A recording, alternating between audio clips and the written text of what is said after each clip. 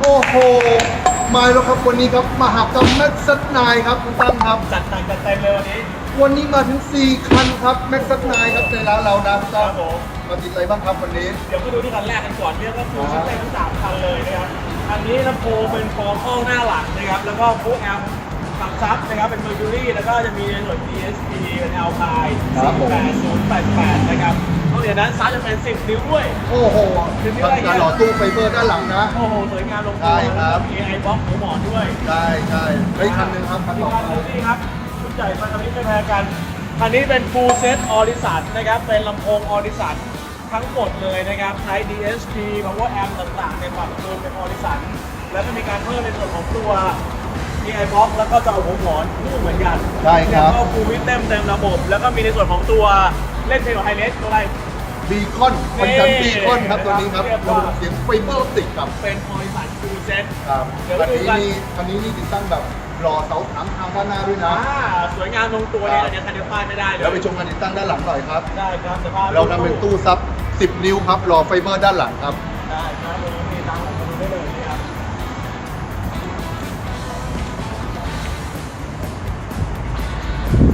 อันนี้คือตัวตู้นะครับที่เป็นตู้ขนาด 10 นิ้วนะครับ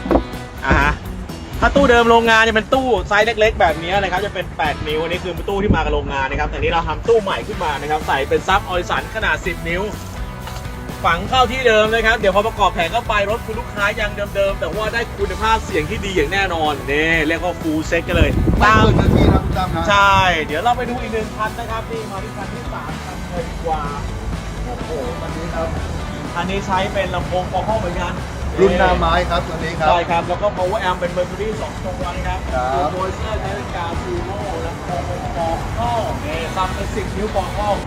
เขาแหวนเมอร์คูรี่ทองคำ2 ตัว โอ้โหเสียงดีแน่นอนกันนี้ ครับผมและนี่ เล่นกำลังแรง หล่อตู้ไฟเบอร์เหมือนกันนะคุณตั้ม ใช่ โอ้โห เข้าช่องสวยงามลงตัวดีครับนี่เรากำลังการรอตู้เพิ่มอยู่ครับ มหากรรมแม็กซ์ไนครับวันนี้ครับ สวยงามลงตัวจริง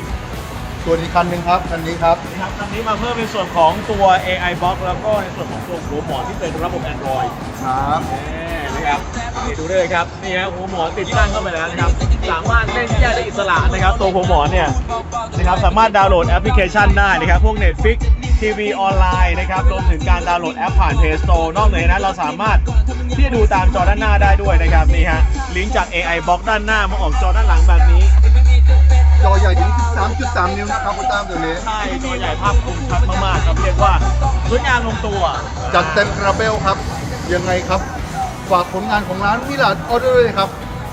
นะค ใคร รับคุณตั้ม ที่อยากติดตั้งในรถ MG p a s s a n ครับ 9สอบถามกันเข้ามาเลยที่ร้านออดิโอทุกสาขาตามรายอย่างที่อยู่ด้านล่างได้เลยครับ ครับพวกเรายินดีให้บริการครับ ครับผม วันนี้ขอบคุณมากครับ สวัสดีครับ